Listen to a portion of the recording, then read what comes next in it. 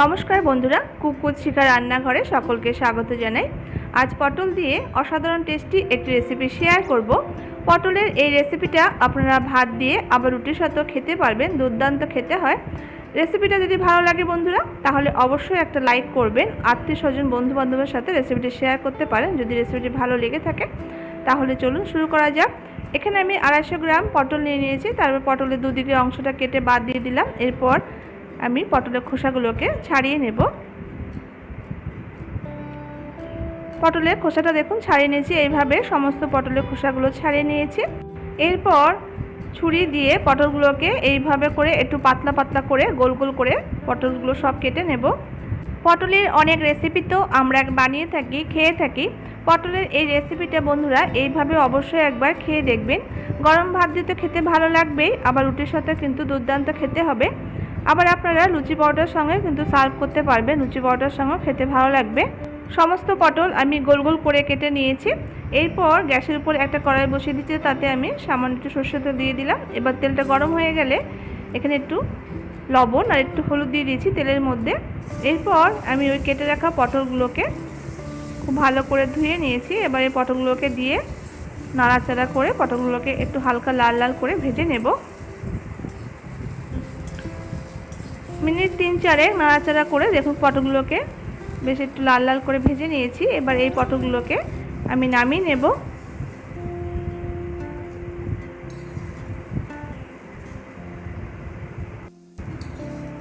পটলগুলো সব নামিয়ে নিয়েছি। এরপর কড়াইতে আবার আমি 1 টেবিল স্পুন পরিমাণ সরষের তেল দিয়ে দিলাম। এবার তেলটা গরম হয়ে গেলে এখানে আমি হাফ টিস্পুন জিরে দিয়ে দিয়েছি। জিরেটা একটু ভাজা ভাজা হয়ে গেলে এখানে আমি একটা পেঁয়াজ কুচি করে রেখেছিলাম, সেই পেঁয়াজটা দিয়ে দিলাম।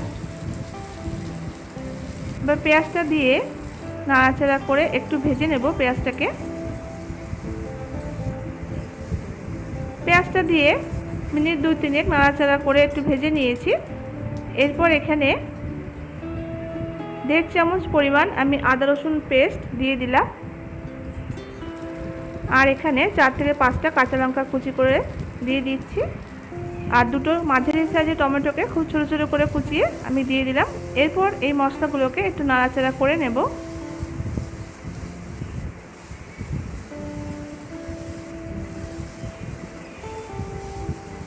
মশলাগুলো একটু নাড়াচাড়া করে নিয়েছি। এরপর এক একে গুঁড়ো মশলাগুলো অ্যাড করে দেবো। এখানে প্রথমে টেস্ট হিসাবে লবণটা দিয়ে দিলাম। এরপর হাফ টিস্পুন হলুদের গুঁড়ো দিয়ে দিয়েছি।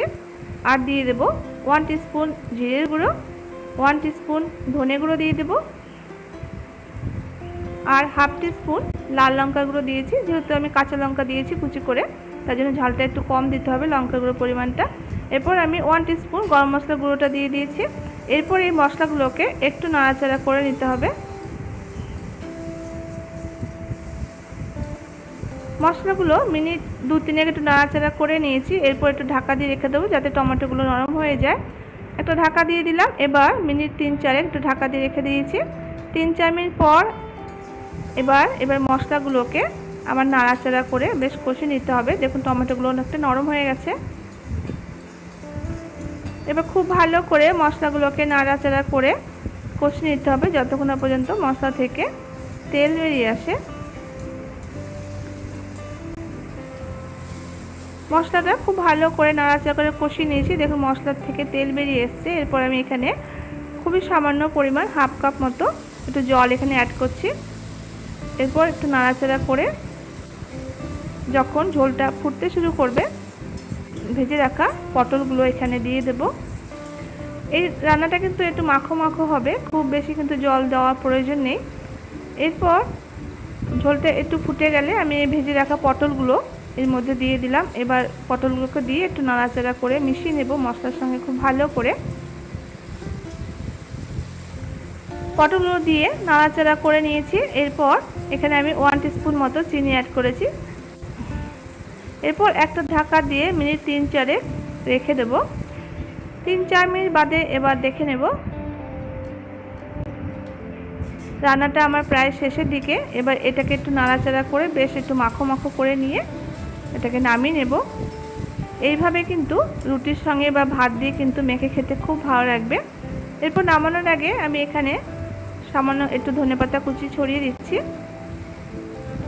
ধনেপাতাটা দিয়ে একটু নাড়াচাড়া করে আমি এটাকে নামিয়ে নেব।